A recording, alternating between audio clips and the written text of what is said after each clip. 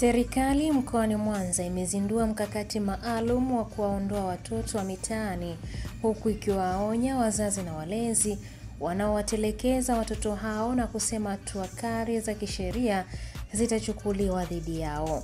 Mkakati huo umezinduliwa na mkuu wa mkoa wa Mwanza, Saidi Mtanda, ambaye amesema watahakikisha mkakati huo unatekelezwa kwenye wilaya 7 za mkoa huo kwa kuhakikisha watoto hao wanakabidhiwa kwenye familia zao.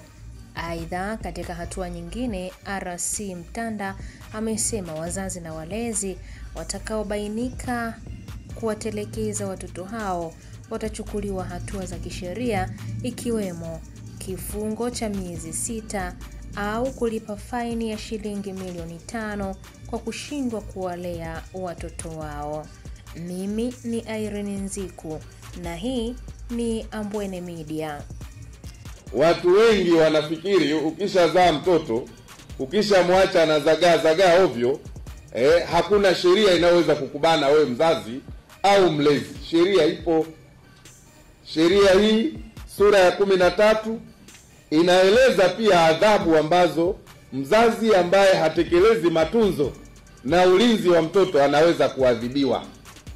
Kwa hiyo maafisa ustawi wa jamii mko hapa, nendeni kashirikianeni na watendaji wa serikali wa ngazi mbalimbali ikiwemo jeshi la polisi, wazazi ambao wana tabia ya kuacha watoto wao bila ulinzi, bila usalama wao, bila matunzo yao, wafikishwe kwenye vyombo vya kisheria ili waadhibiwe kwa sababu wanafanya makosa. Na tukifanya hivyo tutapunguza pia wimbi la watoto wa mitaani. Na nitumie mkutano huu kuwaeleza wazazi kwamba adhabu ya shilingi milioni 5 au kifungo cha miezi isiyozidi 6 au vyote kwa pamoja inaweza kutolewa kwa mzazi au mlezi ambaye hashughuliki na matunzo, ulinzi na usalama wa mtoto wake. Kwa hiyo wito wangu ni kuwakumbusha wazazi kufuatilia haya. Jina langu ni Baraka Makona, ni msimamizi wa huduma za ustawi wa jamii kwa mkoa wa Mwanza. Leo hii tunazindua mkakati wa kushughulikia tatizo la watoto wanaoishi na kufanya kazi mitaani kwa mkoa wa Mwanza. Na nafurahi kusema kwamba mkoa wetu wa Mwanza ndio mkoa wa kwanza nchini kuzindua mkakati huu ambao tutautekeleza katika halmashauri zote 8 za mkoa wa Mwanza.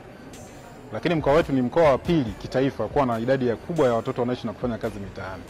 Kwa takwimu ambazo tunazo, katika mwaka 2024 peke yake tumeshughulikia takriban watoto 2300.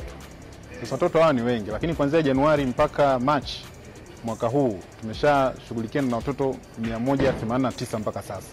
Na bado tumeendelea kitaifa kuwa na watoto hawa wengi.